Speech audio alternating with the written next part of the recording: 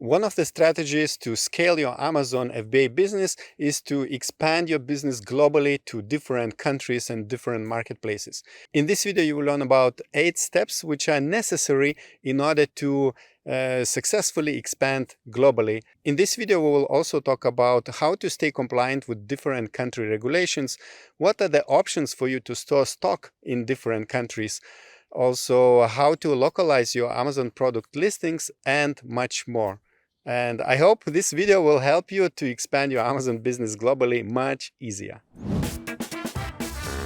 Hi, Natalia. I'm really happy you are joining me here on Orange Click channel today to go through some important steps that Amazon sellers could take if they want to expand globally. But before we go into the topic itself, could you first introduce yourself and also tell us a little bit what Avask does and how do you help Amazon sellers? Amazing. Well, thank you so much for having me. As you mentioned, my name is Natalia. I've been working with Avask for a couple of years now. And what we try to do is help e-commerce sellers expand globally. So today, what we want to focus on is 8 key steps that can help you expand globally, maybe touch on a few difficult points that people might be wondering, what should they do? And obviously, this will hopefully trigger your want to expand globally, and we can help you with that. So we've been working with Amazon sellers in particular, for example, for over 10 years now. So we know exactly how Amazon works and other marketplaces as well. There's so much out there that we want to make sure that you have all the information you have to make that step globally the right way. Cool. And before we go into, I know you prepared some slides for us as well. I wanted to ask, is the interest increasing towards expanding globally if we talk about Amazon sellers, for example? Yeah, absolutely. So some of the markets, for example, the US is a market that's been growing and growing for ages now. So it can get a bit saturated. And people in other markets are looking for your product anyway. So the best thing that you can do is expand globally, whether it's to Europe or the UK or Australia. There's so many markets out there that people are wanting to buy your products from. And if you are only established in one location, they might not have access to your products. So the best thing you can do is expand and give those customers the possibility of buying your products. So absolutely. Okay, sounds good. So yeah, go ahead, share your screen and let's see how sellers could go global and also scale their business that way. So I know expansion can be a bit daunting. So what we've tried to do is narrow it down to 8 simple steps. And obviously, please pause me if you have any questions or anything. And if anyone does have any questions afterwards, you can just leave us a comment or book in a call afterwards. I'll give you my calendar. And then we can obviously discuss your particular situation. So these are the 8 steps, just so that everyone has a broad idea. I will go into each one of them specifically, but just so that you know, this is what we would expect any seller to go through from start to finish. And obviously, some sellers are going to focus on a bit more of the areas in more depth, and other ones are just going to flow through them directly. So the first thing that you should do is obviously do your market research. As you were asking, is it now the time to expand? Maybe it is for your product, maybe it's not. So obviously take it into consideration. And also take into consideration where to expand. I mentioned some markets like Europe or the UK or Australia, but there's so many markets out there. You have United Emirates Arab or KSA, Saudi Arabia, or Turkey. There are so many things out there that you could be expanding to. And I know it might be daunting to understand the legislations, but that's when we come into place. We can help you with the legislations and just make sure that you know exactly what you need to expand. So obviously, do your research, check what is it that those customers are looking for. Is it you that they're looking for and they just don't have access to you?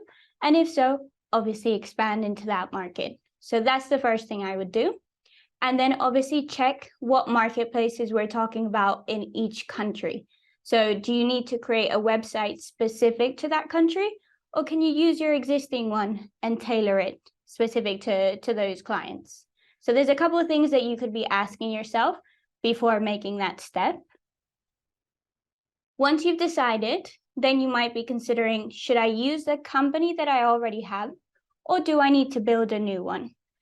In our opinion, it is great to use the company that you already have. You've already built that brand. You've already invested into that brand. Make use of it and do expand using that company. There's no need to create a new one. There's no need to have 2 accountants, 2 bookkeepers. Use the one that you have and expand. And that's where obviously we can help. So no need to worry about that. But obviously that is one of the options. Or if for any reason you do want to separate each market and you do want to have 2 companies, that's absolutely fine. We can help you with that as well. Step 3 would obviously be finances. So we all want to expand, we all want to make more money, but we need to make sure that we do it at the right time. What I don't want anyone to do is expand too fast or get into a market and then see that it wasn't efficient enough. So obviously put a budget together, do some product cost analysis and see whether your product will actually be useful for that specific market. And then obviously then diversify. So just make sure that the research is done before we take any further steps. We can help you with this. Do ask us when we're on a call what products you sell, what markets you're trying to get into, and we can help you to make sure that that is the right choice. Step 4, internationally, obviously now we've done our finances, we've done our research. We just want to make sure that all the payments are done correctly. So these are just 2 examples, but you can obviously choose any of these FX accounts that will help you get a better conversion rate. Because what we don't want you to do is obviously lose on conversion. We know that Europe uses euros, the UK uses pounds, US uses dollars. So we just want to make sure that you get the best money for your money. And this is specifically where Avast comes into place. So we want to make sure that you're compliant with the local rules. So this could either be product compliance, it could be your VAT numbers, it could be EORI numbers. And you might be thinking, well, what are all these numbers? To keep it simple, a VAT number you need to have to be able to store in the country. So you come up to me and you say, well, actually, I've done my research and because of the products that I sell, it will do really well in Germany and France. Perfect. You want to store in those countries? Let's get you a VAT number in those countries. No need to register a new company, just the VAT numbers. With that VAT number, you can now store in both countries. You've done everything you need to actually store. Then we'll get you an EORI number so that you can actually import. So it's just terminology, but to make it simple, one's for storage, one's for shipping, and then we can help you with the actual shipment itself. So we've got a company that helps you shipping, and then we can also do the clearance. So you've gone from A to Z, you've shipped your product, you've gone through the customs border, and now you can store, and then it's up to you to sell. So nice and simple. Hopefully that makes sense. But obviously we can go into detail in everyone's calls. Number 6, now that we've done all those steps, you might be wondering, well, should I store in Amazon's warehouse? Should I have a 3PL and maybe send more inventory because Amazon doesn't let me ship too much inventory? There's plenty of options. The rules still apply. If you're going to be storing in the country, you need to have the VAT number, but luckily you have loads of options. So you could send a big shipment into a 3PL and then drip feed from that one into the Amazon fulfillment center when they allow you to have more fulfillment. So there's several options that you could have, but either or, we can obviously help you. Then you could use the FBA warehouses and use Amazon's programs. Amazon have loads of ways that you can move the inventory from one country to another using their FBAs, or you could use 3PLs that are located everywhere in the world. So you could start moving them from 3PL to 3PL and making your products local to those customers. And then this one's a very important one when you're going to be expanding globally. Everyone uses different words. We're obviously using English as an example, but it happens in every language. You don't want to make a mistake and maybe say pants when you actually mean trousers, or vest and waistcoat. So just make sure that you localize your listings to the native language in that country to make sure that when the clients are looking for your product, they're actually finding the one that they're searching for. So just keep this in consideration. Obviously, there's loads of companies out there that can help you with this, but just make sure that you are using the right terminology. And point number 8 is obviously global expansion, which is global marketplaces. We've talked about Amazon, but Amazon is not the only marketplace out there. There are loads of marketplaces. And if anything, we've seen that in countries like France, for example, people would rather buy from their local marketplace, Cdiscount, rather than Amazon. So actually take into consideration the different marketplaces that you can find across the world and localize it. We've talked about the listings and localizing the listings, but actually localize the marketplace as well. And then you'll see expansion all over the world. You'll see Amazon, you'll see marketplaces, eBay, Shopify, anything can be done as long as you have the help. So definitely take any of these into consideration. And then some of the points I touched on before, everything takes time. So just make sure that you have everything in place before you start this expansion. So depending on the country, I mentioned France or Germany before, it can take up to 8 weeks to get your VAT number. So do this with time. If you're aiming for Q4, for example, when the biggest sales are, get your products ready, get your VAT numbers ready, everything ready so that then you can launch and you could be ready to go. So just a couple of timings. Obviously, it depends on the country, but we can definitely help you. And here's just a few points. If you want to get in contact with myself or any of the guys on the team, anyone can help you. We can look at your specific scenario and see what would be best for you, because not everything applies to everyone. So we want to make sure it's tailored to what you want to do and expand globally and make those sales, which is the final key. All right, thank you so much, Natalia, for going through all of those 8 points. I think it gave quite a good overview.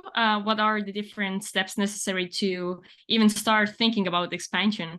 I think one of the things Amazon sellers often think is maybe it's too complicated to go to a new marketplace, or they're just simply afraid that they do something incorrectly. So I wanted to ask, are there any risks that could happen if sellers don't know all of those different aspects and they already start the process of expanding and then maybe later realize they need some number? Or is it quite, how can I say, straightforward, so you really can't like miss most important points? Yeah, I mean, it is straightforward once you have all the information, but obviously mistakes can happen. And I've had clients that have expanded without a VAT number before. So they've just sent the inventory, have stored in a country, have realized that they don't have a VAT number and they should have had it.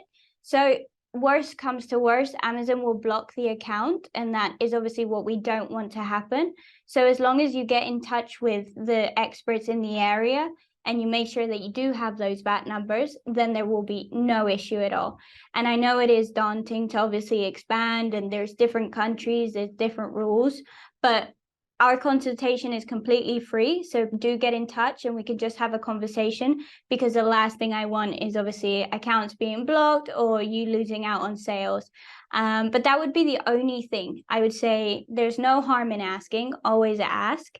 There's so much information out there and so many sellers that will help you through their experiences, and go to events as well. I know Orange Click have just had an event. Attend these events, talk to the different clients, and you'll find your answers. And worst comes to worst, we can go backwards, we can do filings backwards, and everything will be fine. Okay, that's very encouraging. So I wanted to also ask, when you were talking about expanding to different markets and marketplaces, do you have any insights how sellers should choose what would be the right market for them to expand next to? Yeah, absolutely. So obviously we've talked about doing your research, but I would definitely say that the key thing here is to localize. Don't use the generic marketplaces all the time. Make sure that you use the local marketplaces. So we use the example of France having Cdiscount, but Germany, they use Zalando. So make sure that you not only do your research in terms of the country that you would like to expand into, but rather what do those customers buy on? Are they buying on the different marketplaces? And if so, the regulations are still exactly the same when it comes to tax or legislations. So now that you have everything in place, why not expand into different marketplaces? And then you're just diversification is the best thing that you can do. Omni-channel, everything is out there for you. So make use of it. And if one marketplace doesn't work, it's absolutely fine. You've tried, you've done your testing. You could always just try another one. There's so many out there that it's impossible to fail. Good. And what would you say, as of now, do Amazon sellers mainly expand through starting selling on, let's say, they pick another one marketplace they start selling, or rather they opt into, let's say, pan-European fulfillment system and they kind of want to go everywhere at once? That's a great question. So luckily, once you've expanded into Europe, for example, using the Pan-European as our example, for anyone that doesn't know, Pan-European is one of the programs that Amazon offer. So once we've expanded into Europe, there's no borders in between countries. I don't know if this is common knowledge, but there's no borders. So once you're expanded into Germany, for example, you don't have to then think about a border between Germany and France. You could sell to that customer. So what I would always recommend, expand into one country, sell from that country, not only locally, but all 27 countries in Europe, which is so many. You could sell to all 27. Think about it throughout a couple of months, see where most of your sales go to, and then that's your next step.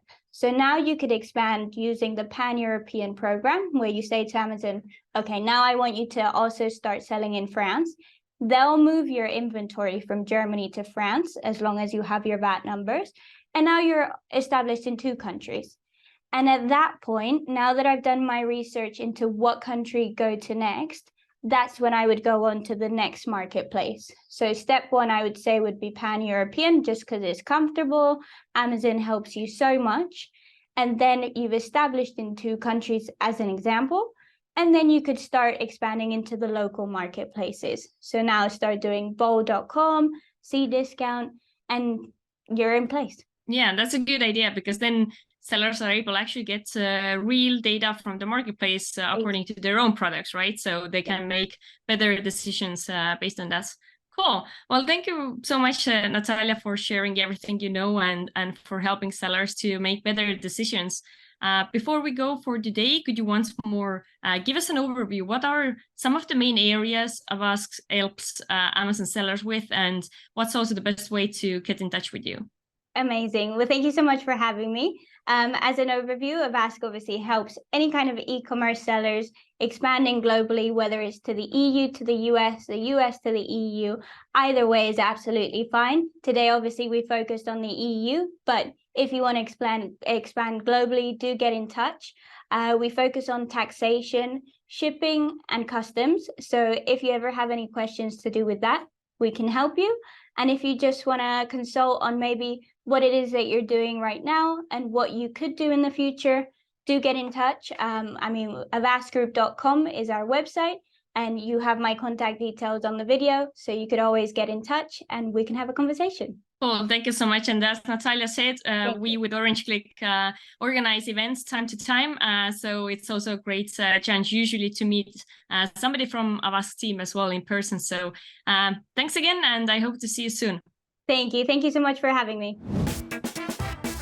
I hope you enjoyed this video. Don't forget to click like and subscribe to our channel. If you have additional questions about global expansion, leave them in the comment section below and we will make sure that they are answered. And if you need help from Avast to expand globally, you will find all the links below in the description. And now I would like to recommend you to watch other video we did with Avast. It's a few-hour workshop where we cover different topics for global expansion. So check this out.